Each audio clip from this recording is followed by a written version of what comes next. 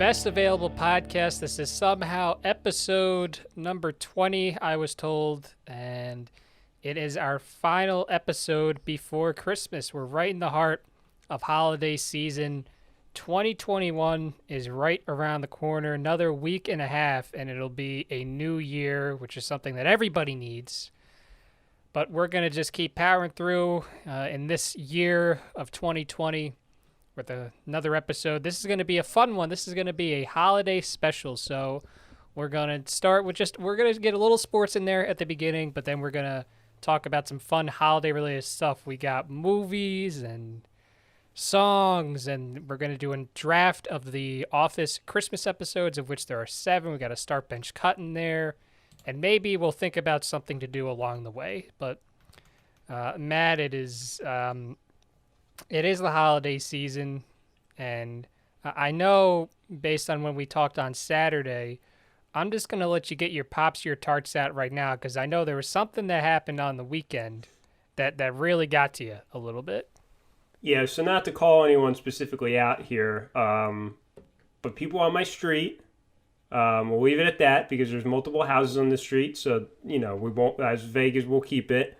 Ryan, the big trend of COVID has been the birthday parades, right? Everyone gets in their car and they come around and make a big noise and honk and wave, and that's a noble gesture, right? But it must defeat the purpose when you then park your vehicle after honking for 10 minutes and then all go inside a house and have a party for 5 hours. So, you know what Pops My Tarts, Ryan, is people that have big parties when I haven't seen my family or my friends in like over a year. So that's what Pops My Tarts, more so than anything. Again, not calling anyone out, just some people I saw that's in my neighborhood. Not saying who, but they're entitled to do whatever with their family and friends. But man, that's what Pops My Tarts, Ryan. Because it's not the first time that this has happened either with this same group of people either. They did this back in April. I was playing Legend of Zelda in April, had the window cracked open, and all I heard was, honk, honk, honk, honk, and then they all got out and had a party. So that's what Pops My Tarts. That really grinds every gear in my body. Okay, yeah. Mr. DeLuca was not very happy with this when I was talking to him on Saturday, so I just wanted to get that out of the way now, and then hopefully throughout the rest of this, we can just have positive vibes, because I agree that would irk me, that would perturb me a little bit if the same thing happened in my area. Maybe it doesn't, I just don't know. I don't know, but we got that out of the way, so now we're going to talk about some fun stuff. F-U-N, fun. Actually, is your holiday shopping done? For the most part, yeah. I mean, just like the small, little gifts that you kind of throw in to kind of complement the bigger ones. I still got to get 1 or 2 of those, but I did most of my holiday shopping online in November, so it's been, but I had to stay on brand a little bit though and wait until the last minute to get a couple small things. What about you? I had everything done by the end of last week. Everything was wrapped. All the cards are filled out. It was the first time in my life I think that's ever been the case. And let me tell you, we had to do it this year because you just wanted to make sure that you got as much done as possible because of everything. But I'm just going to start doing this every year. I'm going to start pressing people to give me ideas early on, and then that way, my final weekend before Christmas, everything's done. I can just enjoy myself. So it was nice. I'm looking forward to the holiday. It's a shame because this year we had Halloween on a Saturday, I think. We have Christmas Eve on a Thursday, Christmas Day on a Friday. The days all just lined up. That's what you want. But fortunately, we're not going to be able to quite enjoy them as we normally would. But hopefully next year things will get back to normal. If they're not back to normal by next winter, we had a major issue somewhere along the way. But we're not going to talk about that. Now we're going to get into some NFL games. We're going to talk about the NFL just for a little bit, and then we'll move on to some other stuff. So there's 3 teams in each conference that have clinched a playoff spot. In the AFC, the Chiefs, the Steelers, and the Bills have all punched their tickets. And in the NFC, the Packers, the Saints, and the Seahawks will all be playing in January and hopefully in February.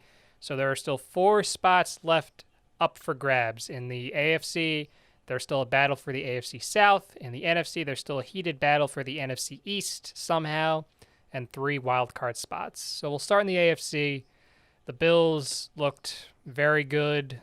The Steelers play tonight. Monday night they play Cincinnati, so they should improve to 12-2 on the season. And the Chiefs, they, in what was going to be the game of the week, they barely defeated the New Orleans Saints in Drew Brees' return, 32-29. But I think the more interesting thing, Matt, is the wild card race in the AFC. We've talked about it a little bit. You have 2 teams right now at 10-4. And I guess you could say 3 teams because the Titans are there too. The Dolphins at 9-5, and the Ravens are right there at 9-5. So, give me your thoughts on what happened with the AFC teams this week. Has your viewpoint changed at all from last week? I told you, Ryan. I said, you asked me last week if there's any team that could sneak in there on the outside looking in. I said Baltimore, and I mean, they taking care of business. They really seem to kind of be coming into form at the right time, responding to their COVID outbreak. And, you know, Lamar Jackson looked pretty good yesterday. I mean, granted, it's against the Jaguars, but again, can't control who you play. You just have to go out and beat the teams you're supposed to beat. Some teams like the Rams couldn't do that yesterday. Well, I'm sure we'll talk about that. But again, that's why I emphasize that saying the most. So I think Baltimore's really, you know, we joke about it, peaking at the right time. The Raiders, we have to say sorry to Zach right now. Zach, this might not be the year for the Raiders. I know there's still a chance for him.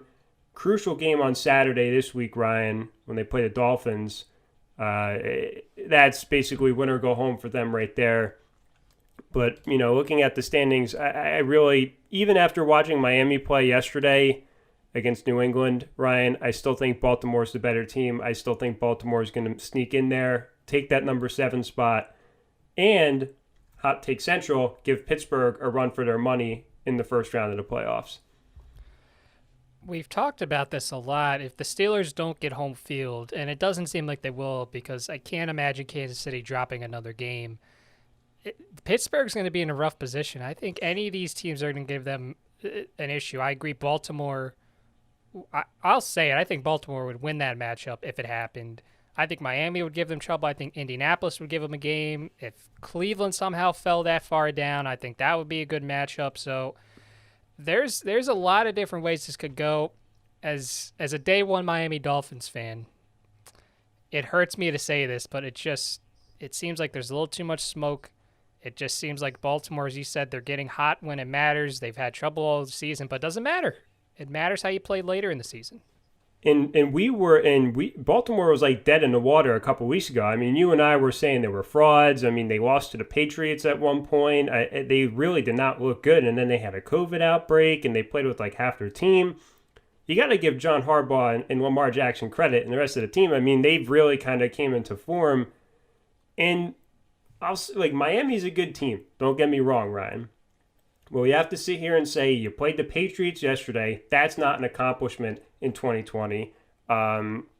Tua didn't look great yesterday against, in my opinion, a bad Patriots defense, or at least one that is missing basically every vital piece because they opted out or got hurt. So they didn't really wow me as much as Baltimore has the past couple weeks. So I think Miami will be a team to watch next year, but like I said last week, I really think Baltimore is going to sneak in there. And you look at the Ravens' schedule, we talked about it before. I mean, you play Jacksonville, then you play the Giants, who really did not look good last night, and then you end the year with Cincinnati. So depending on Daniel Jones' health, you're going to play backup quarterback and backup quarterback to end the year. That's 11-5 right there. So I like Baltimore to sneak in. And we talked about the Steelers. You just mentioned it. I can really see Baltimore doing what Tennessee did to them last year. Remember how Tennessee was the last seed? They went in, beat them in the divisional round. I could see Baltimore doing that to Pittsburgh this time around in the wild card round.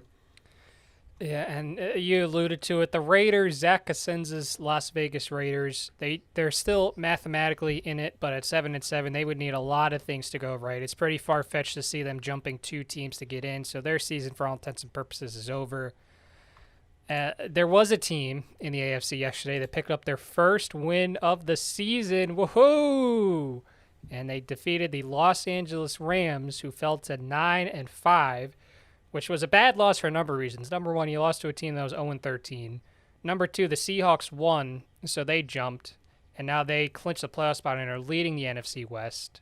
What that means, I don't know, but I've seen a lot of conversation about how the organization is stupid for winning that game, and I'm talking about the Jets. And the case is fair and it's correct that getting Trevor Lawrence over somebody else in the draft would have been better long term for the organization. That's fair, but I see so many people, way more than I should, saying that the players and the coaching staff are stupid for winning that game. That's not how it works in professional sports. These guys, especially on a team like this, are always fighting to prove that they belong in the league, because a lot of these guys won't be there next year. They're trying to prove that they belong. So to tell these players and this coach and these coaches to just not do the best that they can is asinine. It's just not something that happens in professional sports. So if you want to be upset that the organization is no longer in a position to draft one of the best prospects we've seen in quite some time, I get that. But don't be upset with the players and the coaches for leaving it all out there. And they've been doing this for a few weeks. The Jets have been close the past several weeks, for the most part. There were a couple blowouts in there, but they've been close to winning games a couple times this season. And you almost have to admire the fight, how these guys are going into work in a pandemic, day in, day out. They're grinding away, and they're still 0-13. You do have to feel good for them that they at least have one win to show for all that this year. Well, I'm always in the mindset that you should try to win every game that you play because, again, that's their job. I mean, it's not to entertain you or to lose, amount of games to get someone that you want. Their job is to go out there and play the game they love. And, there's a lot of pride that goes into it, not just in football, Ryan, but really any sport. I mean, even when you and I used to play in Boylan, I didn't want to go out there and lose games, right? I mean, I get it. I really do, right? Because Trevor Lawrence, we ever since his freshman season, we've been hyping him up. We see the hype. It's all real of what he can do. And I think there's a very considerable gap between him and Justin Fields. I really do believe that. But I also think Sam Darnold's not a bad option. You and I kind of agree on this, right? I mean, Sam Darnold is it. No, not anymore. I'm taking a step, but you make your case. I'm starting to take a step back. Maybe I think Sam Darnold, maybe not with the Jets, but a capable NFL quarterback, Ryan, he's still a good option. He's not some scrub. I mean, you took him number 3 overall. I mean, you look at the weapons you're surrounding him with. You have a 90-year-old running back. You have a bunch of receivers that are decent but not great. You went out and got a good offensive line piece in Mekhi Becton, and you're starting to kind of build it. But for me, and we've talked about this before, it's more in the kind of the scheme and the coaching and the management that goes around. I don't think it's the team's fault necessarily. They can't control who's on the team, right? I mean, they have to go out there with whoever's around them and play the games.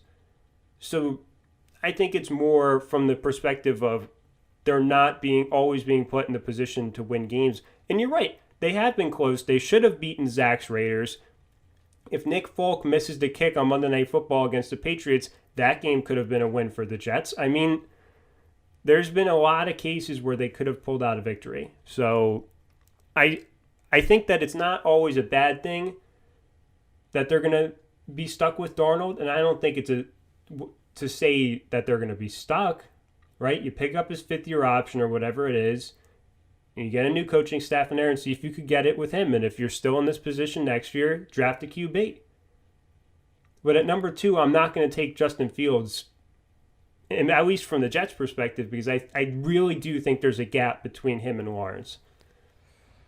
Jason Kelsey, I feel like I've seen way more players come out this year about about losing games at the end of a season than I've ever seen before. It seems like way more players have had to address this year than I've ever seen. And Jason Kelsey, the Eagles center, said, I think at all times in the NFL, the focus should be winning the football game. Nothing else takes precedence. You see a lot of losing teams sustain losses for a number of years when they have bad cultures. They have cultures where you don't try and win every week. I don't care who you're trying to evaluate. I don't care if you've lost every game. You're 0-15. It's the last one you've got. Everything is about winning in this league. And I agree with him. As fans, it's typical of us to look at the draft board, to look at where our team is and be like, if we just lose some games, we'd have a really good chance to get this guy who we really need. I get that. As fans, it's natural to want the best prospects in the draft you can get, and obviously you're going to get them if you pick higher up as opposed to lower. I get that. But from a players and coaches perspective, these guys are fighting for their jobs for the most part. I mean, obviously some guys aren't, but they're fighting for their jobs every week. They're not going to go out there and half-ass it and try to lose so the organization can get a better pick. It's just, that's not how it works. Well, this is an interesting take from you, Ryan, being a big Sam Hinkie guy as you are. I mean, this is a big kind of turnaround from your mindset. That's different though, right? The players that they had, they just weren't good. They weren't signing 30-year-old free agents to 3-year, $30 million contracts to try to win 30 games. That's not what they were trying to do. The players themselves played hard every single night. The problem is that they, for the most part, they just weren't very good. They unearthed a couple diamonds, but for the most part, the players just weren't good. My mindset isn't, I'm trying to think about how I want to put this. The organization, from an organizational perspective, I understand if maybe they don't think it's their year and they don't put together the best roster of players. That's what the Sixers did for a number of years. But to just expect players to have, so like if the Sixers this year, if for whatever reason Simmons goes out and plays 50% or whatever, and they just don't do good, it's whatever. That's what I would have an issue with. But as long as the players are playing hard, whatever. If they don't win a lot of games, even though they're playing hard, at least they're trying. That was my thing. No, we agree. I mean, I always just want my favorite teams to go out there and make the appearance, that they're trying. And for the most part, they do. And I think it's more from a perspective of Jets fans. Again, you have to understand with Jets fans, outside of 2009 and 2010 and like half of 2011 maybe, they really haven't had much to cheer for, right? So, I mean, I think it's become this level of being desperate, of wanting to kind of become relevant again and not be some laughing stock. But again, I agree with you. I don't really understand the fan mindset of let's just lose every single game. Like, where's the fun in that for you, right? Because let's say you go and you get Trevor Lawrence if you're the Jets and he sucks, right? Let's just say he sucks. Then what do?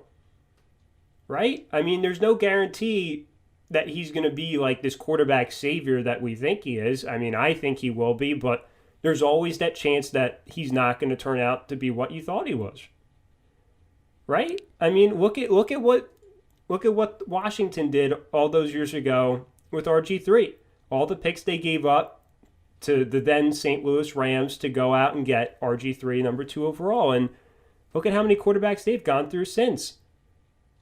So, I agree with you that just put the best foot forward every game, and you want that winning mindset and winning culture. So I agree with you it's also funny to see Jets fans kind of get upset though, because for years they would always try and give me smack talk when they had no right to give it to me as a Patriots fan, just because the Jets historically never played well against Bill outside of those couple years. But I don't know. I feel bad that we're kind of in this mindset for the players' side of it, because you want your team to win games. And I think even if you ask Glenn as a Giants fan, right, Ryan, they started 1-5, right? And the Giants started winning games, and he was really excited about them winning and having a shot at the playoffs. And we asked him, do you want to make the playoffs, or do you want a top 10 pick or whatever out of the NFC East. And he said, listen, like the playoffs could probably be more beneficial. You could correct me if I mistook his point, but a lot of Giants fans were excited they were winning. And I think Jets fans should feel the same way. You should be excited that your team wins. So you and I agree on this. I'm sure all of our friends would too. So it's just not a good mindset. The Jaguars have Chicago and Indianapolis to close out the year. I think the Jets have Cleveland and New England. Yes, they do. So as it stands, I mean, any given Sunday, nobody thought that the Jets were going to beat the Rams, but it looks like Jacksonville is going to end up with the number 1 pick in the draft, barring something unforeseen, and they will have the opportunity to get their quarterback of the future in Trevor Lawrence. Shout out Miami, who will have what appears to be a top 10 pick because they're going to get Houston's pick, so good for them. NFC-wise, we've talked about the Packers, the Saints, and the Seahawks clinching. The Packers are still the number 1 seed, a game up on the Saints. That game against the Eagles that the Saints lost really might come back to bite them. Nobody thought they were going to beat the Chiefs, but it makes things a lot more difficult. The Seahawks barely defeated Washington. That game was a lot closer than it should have been, going up against a Dwayne Haskins-led Washington football team, in my opinion. But Washington is still first place in the NFC East. They are ahead of the Cowboys, who are now 5-9. The Giants are 5-9. The Eagles are 4-9-1. The Cardinals got a big win yesterday because Chicago's making a late run.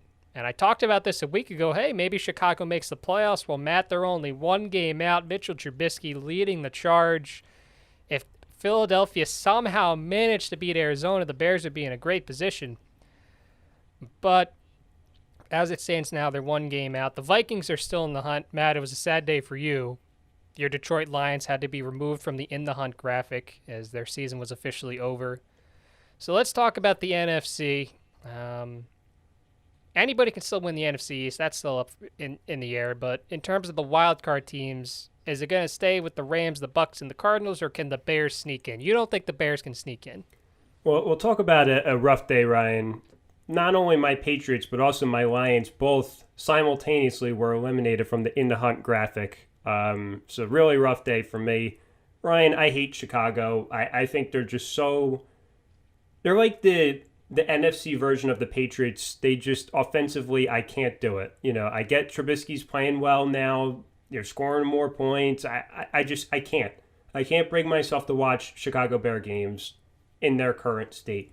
For the sake of ratings and matchups, Ryan, I pray that the 7 that we have in right now are the 7 we get. Excluding, whatever the NFC East decides to put out. Which, by the way, Hot Take Central, I think the Cowboys might win that division. But in any case, I like Arizona just a little bit more. Your Birds gave them a run for the money yesterday. Kyler Murray, you said, didn't look so great. He looked great on the stat sheet, which was cool, I guess. I'm going to go with the 7 that's in there. Again, excluding whatever the NFC East does. But out of the wild card teams, I like LA, Tampa Bay, and Arizona. So if you can believe it, the Eagles, I agree with you, by the way. If Chicago started off very well, if they didn't lose as many in a row as they did, it wouldn't be an issue, but they just couldn't keep up the momentum, and that's going to be the reason they're out. The Eagles still have a chance. My Philadelphia Eagles still have a chance. They're the last team on the In the Hunt graphic right now. They are still on the bubble at 4-9-1. What a year. And they still have a chance. It's not far-fetched. Washington has to lose on Sunday to Carolina. The Giants have to lose one of their remaining 2 games. And the Eagles have to win out. It's not far-fetched. I think the most difficult part of that is the Eagles winning 2 in a row to close the season against 2 divisional rivals. Because they play Dallas and they play Washington. The likelihood of that happening, not great. Is Carolina going to defeat Washington? Probably not. But it still gives me a little bit of hope over these final 2 weeks. Ryan, are we going to gloss over the biggest Birds news yesterday? Or are we going to save that because this is a holiday happy show? I mean, the biggest Carson Wentz news, man. I mean, are we gonna just gloss over? Okay, I want to say this. Number one, I respect Carson Wentz because if I was about to get paid $30 million a year to hold a clipboard, I wouldn't be saying anything. But I respect his competitive nature to want to be on the field. You have to have that if you're in the or any professional sports league. You have to be competitive. So I respect that he does want to play and not just cash a check every week for doing nothing. Naturally, you don't want to sit on the bench. You want to play the game. So if he's not going to be the starter next year and they know that, I don't blame him for wanting to go somewhere where he's going to get a chance to play.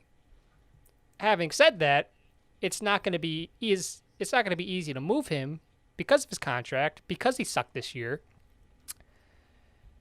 But there's one small part of me, and I can't say this, I shouldn't say this because I might get thrown into the Philadelphia jail for it, the way the people defend Carson Wentz. He's almost a little, he seems a little entitled at times for a guy that's never accomplished anything. People always point to 2017, and that's great. But so often we see, especially at the quarterback position, these guys put together one good year when they're really young coming into the league, and they can't reach that again.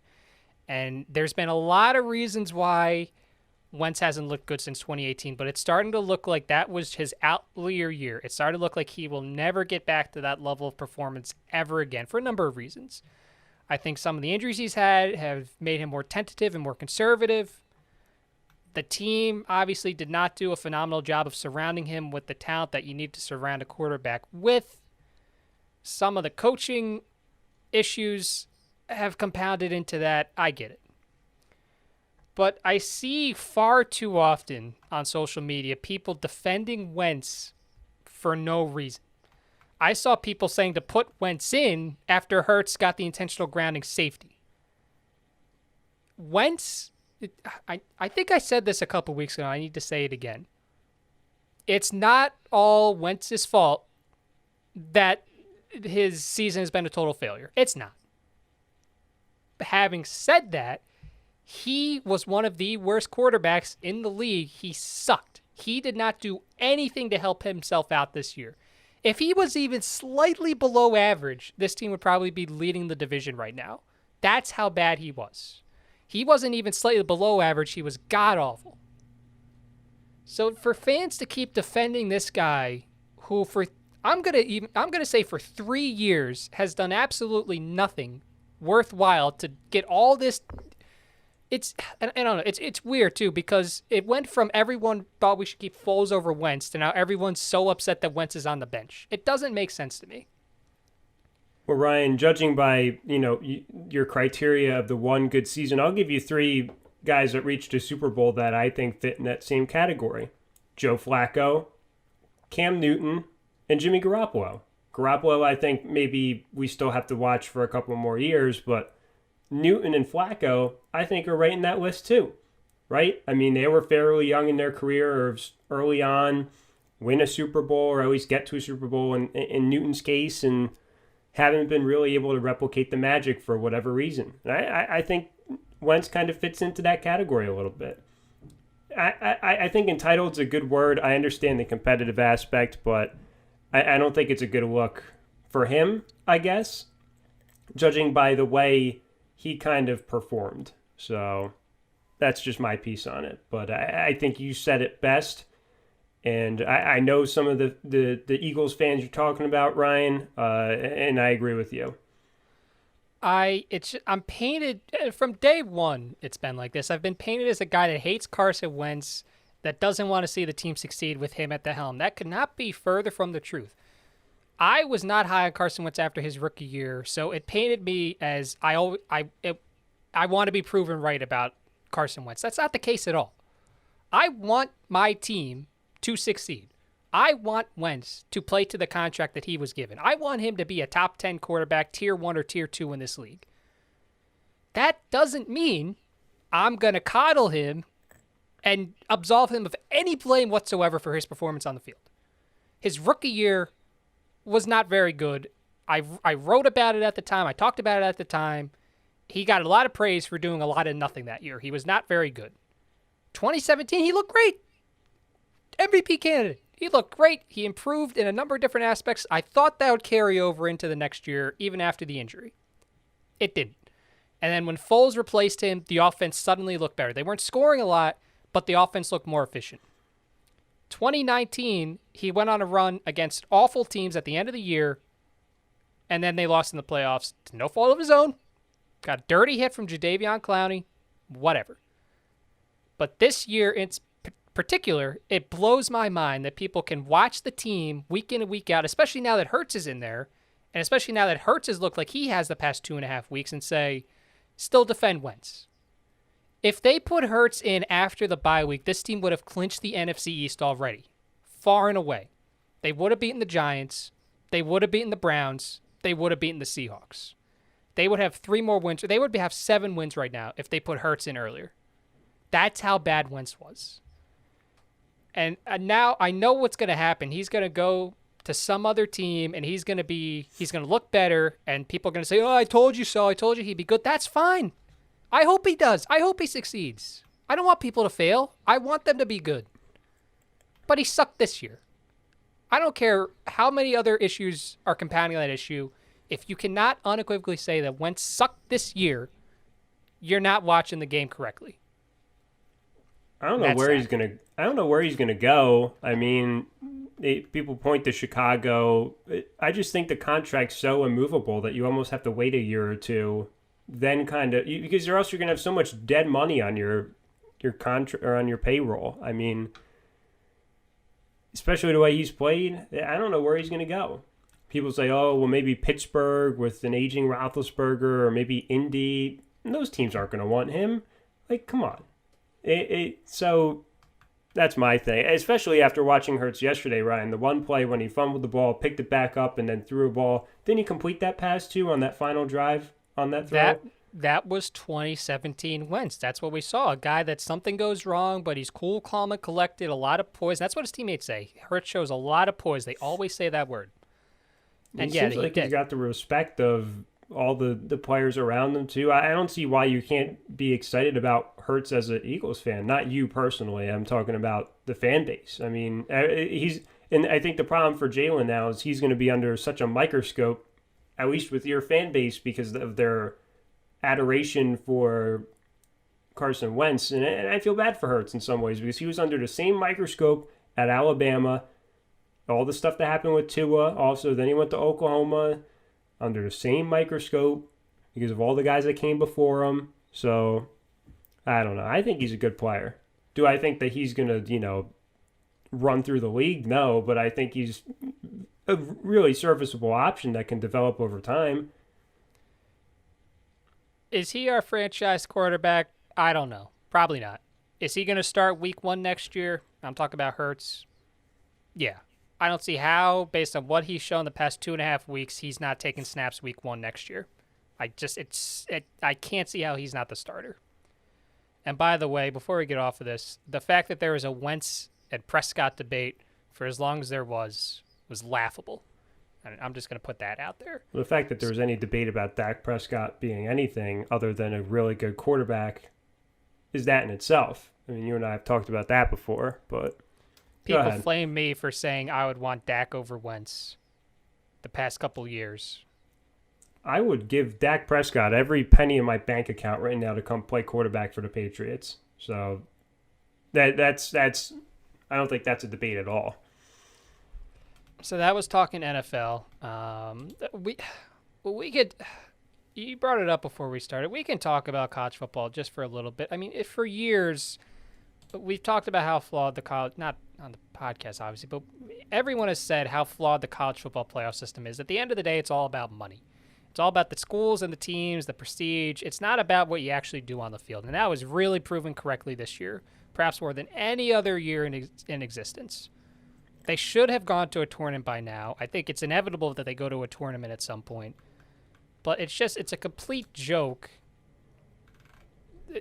I don't know. I'm just going to say that. That's how I'm going to keep it. I'm going to say it's simple. It's a joke. College football playoff is a joke. The BCS was kind of a joke. College football playoff is a complete joke. I think that's the easiest way to say it. I think they got the 4 teams right. I think that the issue is what comes after it. I mean, right? Like Coastal Carolina goes 11-0, and then they end up in like the Cure Auto Insurance Bowl against like Ball State. Like, really? Like you can't give them like a New Year's Six bowl. You have Iowa State, who had 3 losses. They were a top 10 team in the country apparently. They lost to Louisiana.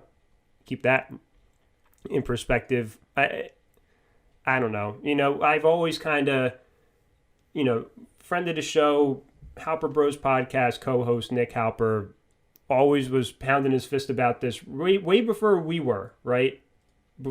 Vocally, like it's all Alabama. I mean, they went out and proved themselves. I think it's more of an issue of the teams outside of the playoff. I agree. It should be 8. I think we'll all sit and watch that, right? I think the ratings will be really good for an 8-team playoff because that's 7 games, right? That's 7 games you're going to get as opposed to the 3 you have right now. No one watches these other bowl games. Like, can you sit there and tell me you watch like the Tax Slayer Gator Bowl, like, or the Cure Auto Insurance Bowl? Like, just put the best 8 teams in and let them run. And then if anyone else wants to go have a little exhibition bowl game, they could do that. But yeah, it's nonsense. And the fact that Ohio State is kind of nonsense to me also, Ryan. They have 6 wins. Everyone else has over 10 wins. I know they couldn't control that because of the conference they're in, but like, where's the criteria for that? And the Big Ten, I don't think they played a lot of spectacular teams this year either. I mean, that's just my piece on it. Like, their win over Penn State doesn't look that great because of the way Penn State played. You blow out Michigan State. You barely beat a Northwestern team that kind of surprised people this year. So I don't know. People say, like, do you think anyone our age really sits down and watches college football regularly? Like, I know the Halpers do. They like it. But, like, I don't think it's as popular as college basketball for a lot of people our age. In this part of the country, probably not. In other parts, maybe. Yeah, I would say, though, as a whole, the college basketball is probably more appealing. I think the thing that upset me the most, and this doesn't have to do with, this is more of a bowl issue and a conference issue. South Carolina went 2-8, and they're going to be playing in a bowl game. Army went 9-2, and right now they're on the sidelines. They're hoping that some team drops out so they can get a spot. I don't get how you can go 2-8 and get rewarded with a bowl game, whereas a 9-2 team, their season is suddenly over for no reason. Like, how does that happen? How do we have a system where that's rewarded and that's a possibility? I get that this year there's so many crazy things that have happened that have caused so many. I get that. But a 9-2 team doesn't get into a bowl. They were the first team in the nation to become bowl eligible, and they're not playing in a bowl. I don't get it. And I'll be objective. The selection process for college basketball doesn't always live up to it. I mean, I lived it firsthand in 2016. It's not always the greatest way to decide who's best and who's not. But yeah, college football, it's very much a regional sport. I think, as you alluded to it, college basketball is a lot more widespread throughout the country, which is fine. I mean, it's I understand it's a lot different down south, but it's someone made a point on Twitter. It's very regional in the rankings too, right? I mean, you could see it. You could see a lot of it kind of come to fruition in how they rank these teams. And you got to feel bad for a team like Cincinnati too, who's like 9-0. They won their conference, did everything that the committee said that they had to do, and they were 8th behind a 2-loss Oklahoma team, a 3-loss Florida team. And I get there's a talent gap, but then create a playoff system for the lower level teams. Who says no to that? More money for the NCAA, so I don't understand what the issue is. But, I joked to Nick the other day, the birthday boy. I joked to him the other day that I watch 3 games a year, the semifinals and the final. And I'll do the same this year until they expand it to 8. Then I'll watch 7 games a year. I think that's fair. I think that's totally fair, and I think that's justified. So that was our sports part of the podcast, and now we're getting into some holiday stuff. This is going to be our holiday special portion of the episode. So we're going to talk about our favorite holiday movies, songs. We're going to have an office draft, start, bench, cut. So Matt, which one would you like to start with? You could start wherever. You could just kind of drive it however you want to. I'm cool with anything. Okay. All right. So we're going to start with the a draft of Office Christmas episodes. And there are 7 of those that took place over 9 seasons. Obviously, there was not one in season 1, and then season 4 is the one that was cut because there was I think it was a writer's strike that year, so they couldn't get as many episodes in as they probably wanted to, which is unfortunate. But we flipped a coin virtually on Google before this, and Matt won the toss, and he chose to take this is going to be a snake draft, and he chose to take the turn. So I have the first overall selection, which comes with a lot of pressure. I had the first overall selection in one of our fantasy football drafts, and suffice it to say, it did not go very well. So hopefully I don't screw this one up too. Tell everyone who you picked number 1 overall. Okay. I was very high on the Philadelphia Eagles football club going into 2020. I thought the offense was going to be high powered. They were going to be like they were a few years ago. I bought in. They had some new offensive minds. I thought Wentz was going to take a jump forward. I thought he was going to get back to what he was. I thought that they were going to run the ball a lot. I thought they were going to have a lot of fireworks. So I took Miles Sanders. Missed the first game. Missed another couple games there in the middle. They didn't run the ball a lot. My first 3 picks were not very good, but yeah, I need, by the way, this is not, I didn't pass up Christian McCaffrey to take Miles Sanders number 1 overall. I need to make that clear so I don't sound like an idiot. This is a keeper league, and wherever you draft in the first round, that's where your keeper selection is.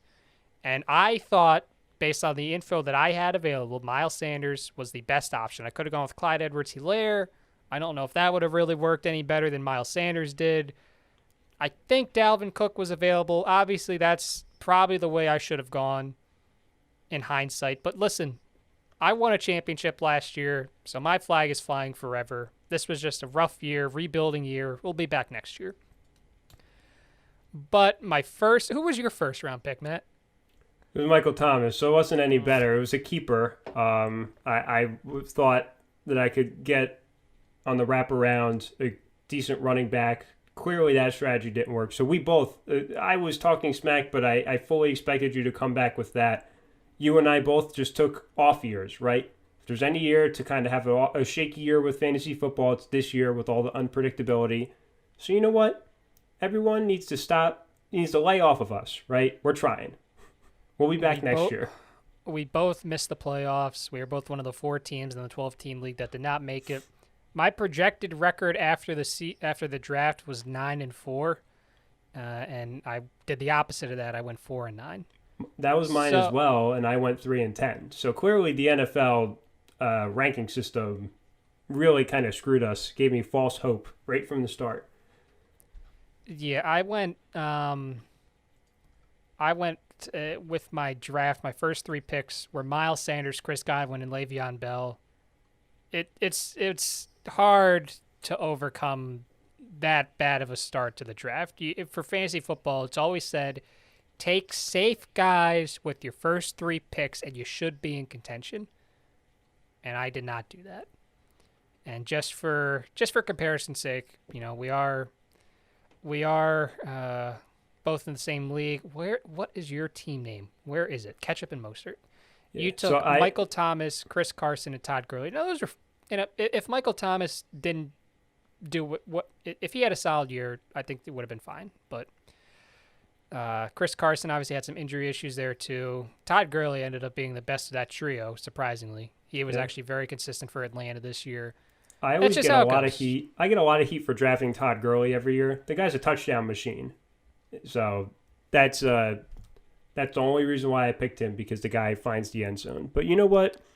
We'll be back next year. Your team was better than mine. And we will be back next year for that. But we will have a better draft with Office episodes. Yes, and my first pick, Season 3, A Benihana Christmas. This is just very funny when they all go, and then they get the two waitresses to come back to the office with them, and Michael doesn't know which one is which. So I feel like that, for me, is my favorite. That was an easy pick for me to start at number 1 overall. So Matt will have 2 picks for the snake draft. So which one are you going to go with? I'm going to go with Classy Christmas with the number 2 selection. Okay. I was a big fan of, the whole Michael and Holly stuff going on. I think that was the same episode of the snowball fight with Jim and Dwight, when Dwight was tormenting him with all the snowmen out in the parking lot.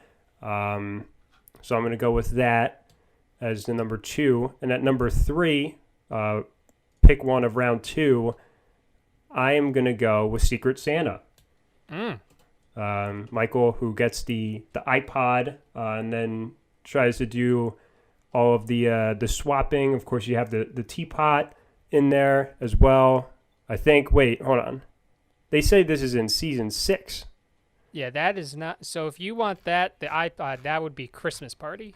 So would you like to make a switch here? Yeah, I'm going to go with the switch, that Christmas party. And now I remember. Okay, I was reading the wrong paragraph on this synopsis. So I'm going to go with Christmas Party as round 2, pick 1. That's a strong start.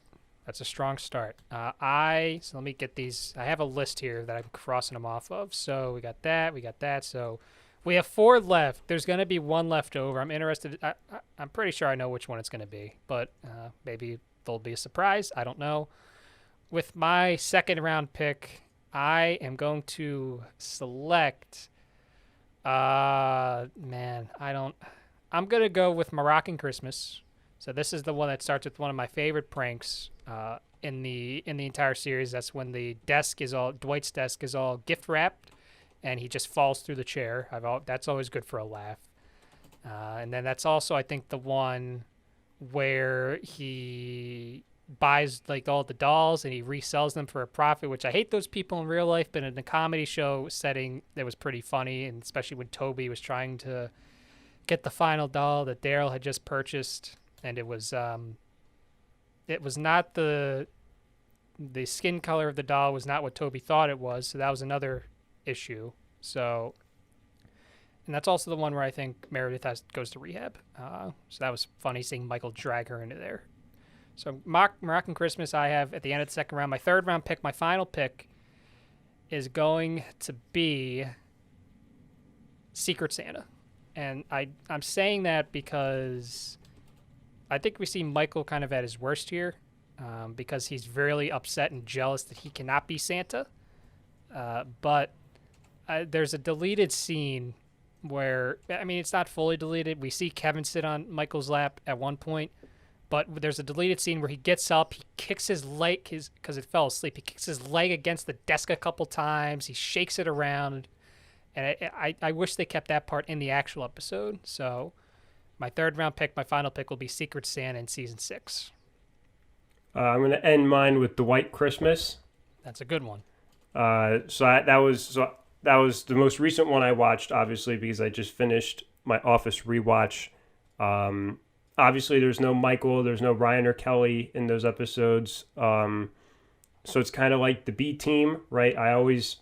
When I tried to phrase it to you when you started watching the show, season 8 and season 9 are kind of right? You have like James Spader in season 8 who makes that kind of still funny, but season 9 you're lacking some characters. But, the whole concept of Dwight and, every kind of tradition that he had in his family. Then obviously you have Jim who comes back, who was supposed to go to Philly, and he surprises Pam and they have a nice time. So that'll be my last pick. So we leave out the one in season 8. Yeah, Christmas Wishes is definitely. I think every Office fan probably agree it's the worst Christmas episode they had. It's the first Christmas episode post Michael Scott, and it clearly they. I don't know, but maybe they ran out of ideas. I don't know. I agree. Christmas. I thought about picking that. I love when he dresses up as Belschnickel. I think it's actually in the age that we're in. There's a scene in that episode that if you actually watch it now, they took it out. Yeah. Where he had what the hell is the guy? I think it was Nate. That's what I thought. Nate. They had him in blackface as one of the characters in the Belschnickel universe, and he's about to walk into the office, and then he just turns right around. And when I watched the episode back in, I think it was May or June, that was still in there. But now, if you watch it, it's not there anymore. So I'm glad that they took it out. I think that's just one of the many. I mean, the show would not work today for a number of reasons, especially that joke clearly would not work. So, but that was our Office Christmas draft. I'm happy with my selections. Your selections are good too. I mean, for the most part, they were all very strong. The Christmas episodes that The Office did. So I'm glad that I was able to participate in this year. I always saw the list circulating year after year about the Christmas episodes that people needed to watch, and I'm glad that I could finally partake in this.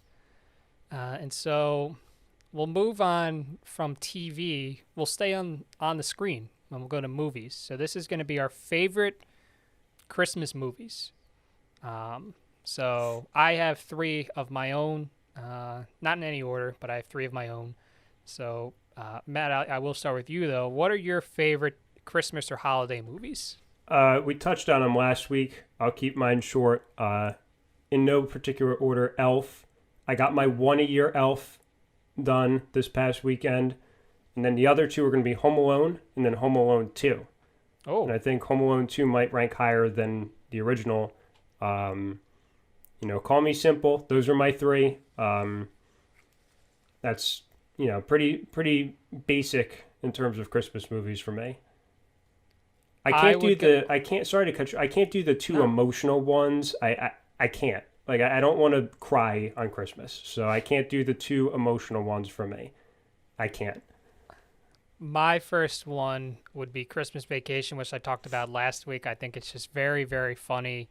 I think Chevy Chase is at his peak in this film. I know you and Glenn are not big fans of it. I love it personally. It's a tradition every year for us to turn on Christmas Vacation and watch it while we're decorating the tree. It's just, I don't know. It's always been, maybe that's why I like it more, but that's my number 1. Number 2 was a late edition. So I had watched The Polar Express as a kid, and I enjoyed it then. I kind of grew out of it a little bit, but I watched it again when it was snowing, coincidentally, on last Wednesday. And by the way, that snow is still on the ground, which I can't, that's my least favorite part about snow. I like it when it's happening. I agree shoveling it a little bit is fun, but when it just stays on the ground for like a week, that's when I start to have an issue.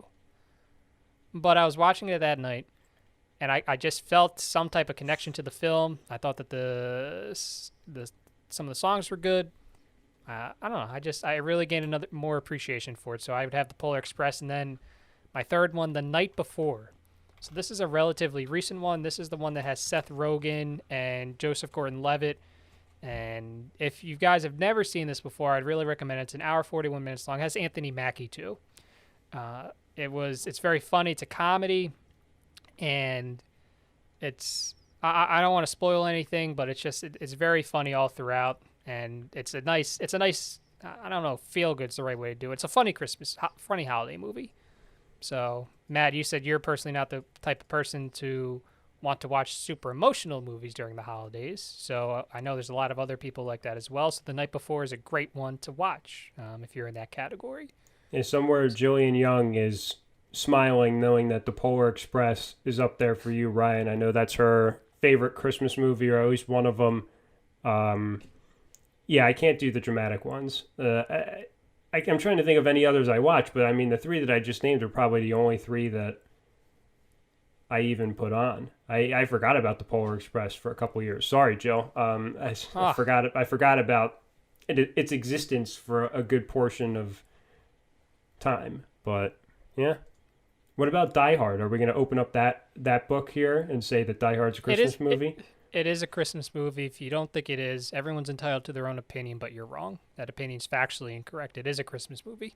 Yeah, it does take place during Christmas, so I don't know. And that makes it a Christmas movie.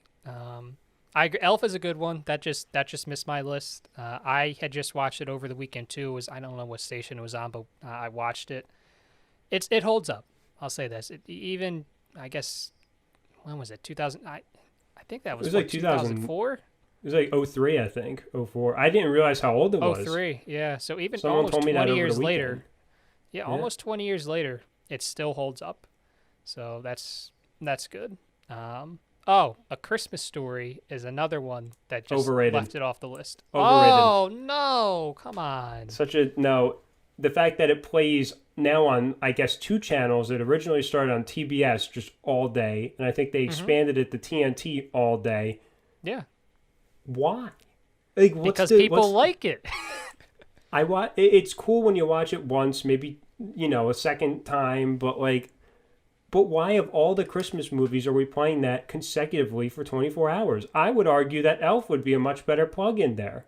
I would argue that maybe at some point in our lifetime it'll change to Elf, but I think just because the movie itself was so popular, Christmas Story, among our parents' generation, but not 24 hours popular, Ryan. I mean, some it's people love. There's some family out there. I don't know who they are, but there's some family out there that definitely just has it on the entire day. Like some people have music on in the background. Some people have other stuff on. They just have a Christmas Story running 24 hours a day. But it's not even I don't even get the point half the time of it. I mean, I understand what they're getting at, but I find Elf to be a much more wholesome film. And I get more out of watching that. And, people will come back and say, well, you like Home Alone, and it's just, 2 burglars getting, assaulted by a kid. And I'm like, yeah, but it's funny. A Christmas Story, I don't know. Maybe it's because it was made in what year was that made in? That had to be a 60s or a 70s movie, I 70s feel like. or something like that. No, I was way wrong. 1983. Well, excuse me. Well, but it was. I think it was meant to be set in the 60s or. Oh no, okay, I was wrong again. In the 1940s. So maybe that's why. I just don't. Obviously, and I'm going to sound like such a millennial here, but I can't relate. Right? You don't like the leg lamp that they get that the father's so excited about? I don't understand that. I don't understand the licking of the telephone pole. It's just it's okay. It's cool to watch once, but I can't anymore. I've seen it way too many times. It's ran its course, and and that shows how good of a job Will Ferrell did in Elf that I can sit and rewatch that, and I don't think I'm ever going to get tired of that. And I guess that's how people our parents' age, right? People feel about our Christmas Story. Maybe the equivalent for us is Elf, or in Jill's case, the Polar Express that came out when we were kids, right? So I guess maybe you got to grow up with it. Maybe that's why. But I don't understand. I don't understand the 24-hour appeal of it. Is what I'm saying. The Polar Express also came out. It blows my mind how old these movies are. The Polar Express does not feel like it came out in 2004. I thought that was 2008. And I'll say this about Elf. I mean, it still holds up pretty well for being filmed in 2003, right? It still holds up well visually, in my opinion. I mean, granted, it's just a normal film, so there's not too many effects that go into it, but it still holds up. So, I don't know. Yeah, I had no idea Elf was a 2003 film, or 04. You wouldn't know it. You wouldn't know it if you watched it. It seems like something that was made maybe 10 years ago, but yeah, we're old. Yeah, don't get me started with A Christmas Story, Ryan. It's. Oh, I won't. I don't. Ridiculous. I can hear it. I can hear it in your voice. You don't want to get on it. Maybe run it back to back, right? Or maybe have a matinee showing and then have it at night. But from 4 a.m. until the following day at 1 a.m., do we really need it on that many times on 2 networks? How has it affected you? What else is going to be on? It's just annoying, right? Then don't turn on the television station. Because I scroll by it when I switch between the NFL and the NBA on Christmas Day, and I see it. So I don't know. I usually don't watch any Christmas related things on Christmas Day at all. I go on at 12 o'clock and whatever the first NBA game is, and we just start rolling from there. So I don't call me the Scrooge with Christmas Day or the Grinch or whatever. I can't do Christmas movies on Christmas Day. It's always the NBA. Glenn had told us that we need to check out It's a Wonderful Life. That's my mom's favorite, one of her favorite Christmas movies. I don't know. It's a little late in the season at this point. Maybe I'll find a time to check it out. That might be on my list at some point. But yeah, those are my three: Christmas Vacation, Polar Express, Night Before, and Matt had the two Home Alones and Elf. So yeah, we're gonna take a brief detour from the screen to the headphones or the speakers, whatever you'd like to use, whatever you listen to. Maybe you listen to your music on AirPods. I don't know. But favorite Christmas songs, and this one is ambiguous. Yep, Matt just held them up. There you go. So this is a little ambiguous. This can go. This doesn't necessarily have to be songs either. You can do albums because some people, they talk about their favorite artist's Christmas album. So you can go in a number of different directions here. So this is not something we talked about last week. So Matt, I know you're number one, or one of the options you're going to say because you've talked about it multiple times, dating back to our time at Monmouth. You brought it up multiple times when the month reached December. So take us through what you listen to get in the spirit. Well, we're gonna take so the Michael Bublé Christmas album ranks number one in terms of albums. Michael Bublé, from start to finish, you talk about versatility on that album. He hits it in all categories.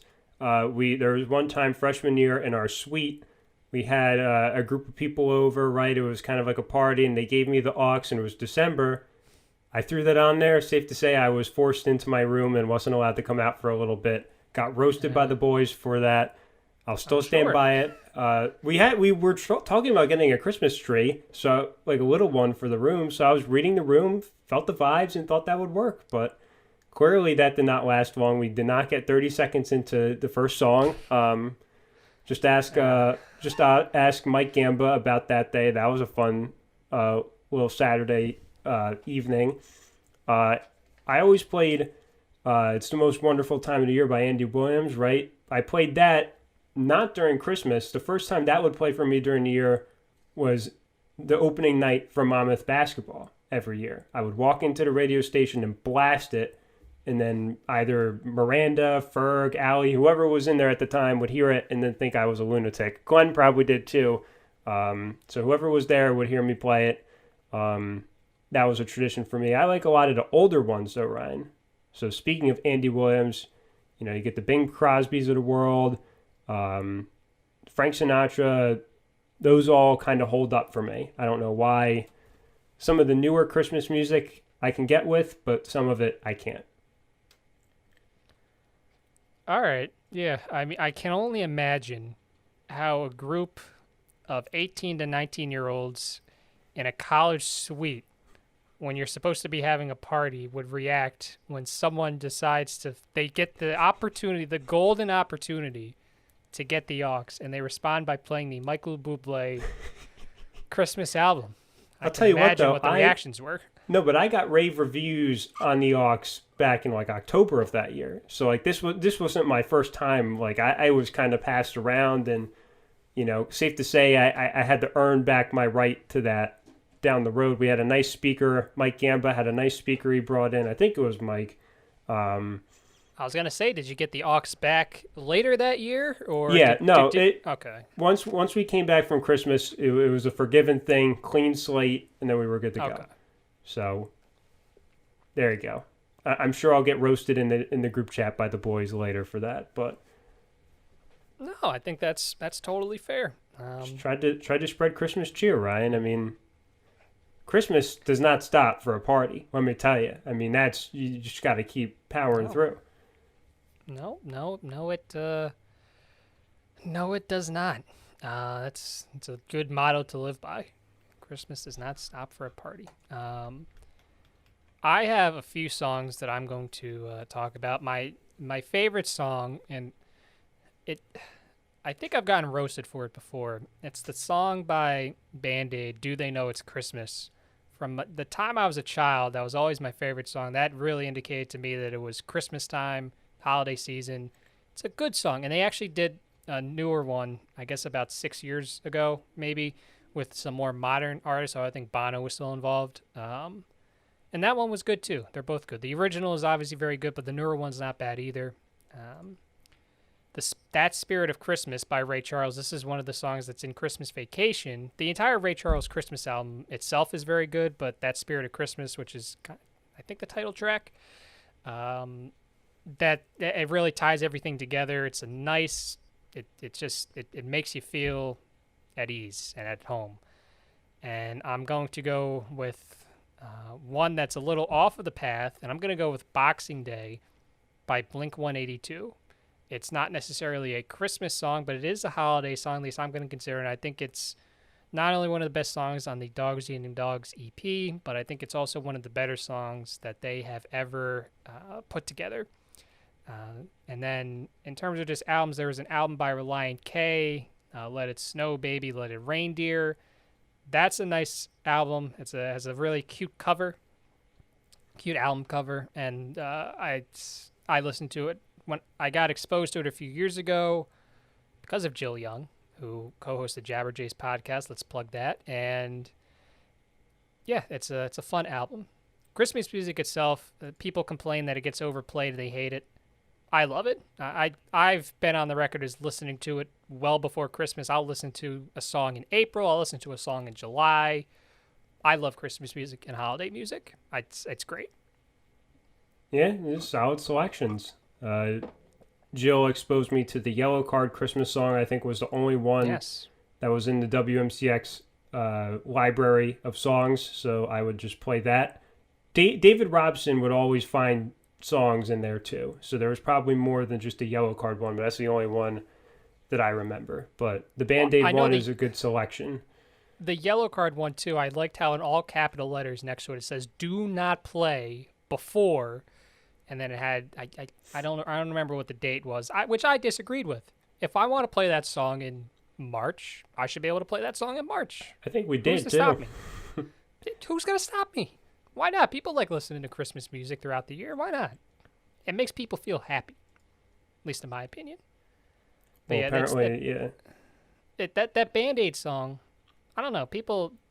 Every time I come across people like, oh, it's overrated, they hate it. I think it's a good track. I think it's a nice upbeat track. Well, Ryan, those are probably the same people that like the Justin Bieber one. Justin Bieber's cool. I'll listen to that maybe once or twice, but like I can't. It's not part of the regular rotation. Did you know Sia has a Christmas album or Christmas music?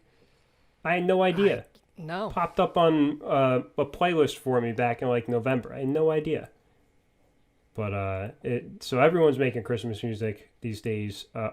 Of course, you get the Mariah Carey. She's cashing in starting December 1st on her most famous song. I couldn't even name you too many that aren't All I Want for Christmas Is You or whatever it is, the official title. But yeah, I can name one other Mariah Carey song, Ryan. Can you? That's not her one Christmas single. No, I can't say that I can. I can name Fantasy, which is the one non-Christmas song that I can name of hers. It was in a movie trailer that I watched. If I heard it, I might know it. No, I can't. That's a good question. That's a challenge out there for anyone listening. If you can name a Mariah Carey song that's not that, I'll be impressed. I mean, she probably has a lot of hits, and it's not a disrespect to her, but I mean, obviously this one is just exponentially more played than anything else. Well, I type in Mariah Carey, and the first option that comes up is "Merry Christmas" album by Mariah Carey. So clearly, I think a lot of people know her for the Christmas stuff. And as you said, it's not meant to be disrespectful. It's just that's how it is. So, we got through the Office draft, we got through movies, we got through songs, and now we're going to do a start bench cut of classic animated holiday movies. Although I guess Rudolph's not really animated, but we're gonna throw it in here anyway. So we have Rudolph, we have Frosty, and we have the Grinch. So that you have a theory about one of these lovable childhood characters. I don't know if you're going to get into it. I'm not. If anyone Okay. wants to know my take on any of these films, and this isn't, I have these weird kind of takes on not just Christmas characters, but like cereal mascots, Yeah. anything. So some people know my views. Like I think Tony the Tiger. How does a tiger have that much upper body strength? That's a question that we should be having. But yeah, I won't be getting into it. But one thing I do want to plug, the subject of classic Christmas movies. We spoke of Mr. Robson. He's gonna. I've been waiting for one of his articles that he sent us. He ranked claymation Christmas movies. We're gonna plug that. He's gonna go out later this week. I've been holding on to it. He's got some good ones on here. So check out that probably either Tuesday, Wednesday, Thursday, whenever I feel jolly enough to put it up there. But that'll be a good one to keep an eye on. Ryan, go ahead. Okay. Yeah. Oh, yeah. I mean, that's going to be a fun one to get into. I'm very excited for that. It'll help people get into the holiday spirit a little more if they aren't yet. By the way, I'm going off track a little bit here. We just went over 200 posts on the website, which is pretty cool. So we've been live since August 17th, and we are now over 200, which is really cool. So, yeah, going into my start bench cut, I'm going to start Rudolph. I'm going to start Rudolph. I think it holds up well. That's another one of my mom's favorite movies. That's probably why it got passed down. She was always more of a Rudolph individual over a Frosty individual. So I think when I was really young, I liked Frosty a little more, but as I've grown older, I've grown to like the message of Rudolph a little more.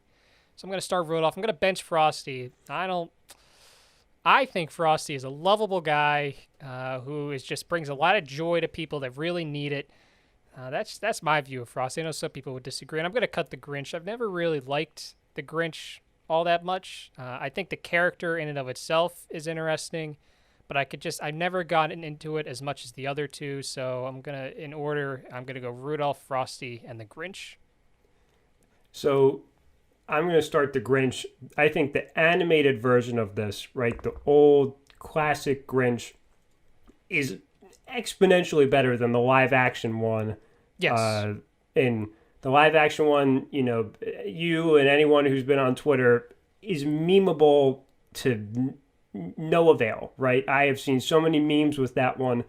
Quite frankly, it's kind of like low key terrifying at some points. Like just, it holds up a lot better for me in animated form.